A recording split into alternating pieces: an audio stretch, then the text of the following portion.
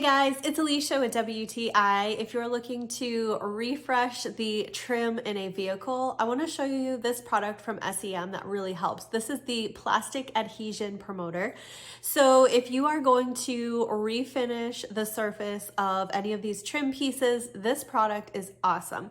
This works super well to seal and get the surface of your plastic pieces ready for whatever type of coat you are going to put on top of them. So we use this on several trim pieces in a truck project, and this really got those pieces looking like they just came out of the factory, and this truck is from 1993. So this was a huge deal, and it made a huge impact on these truck pieces. So we followed the instructions from SEM on using several of their products to duplicate an OEM finish for these pieces, and I have to say it just worked really, really well.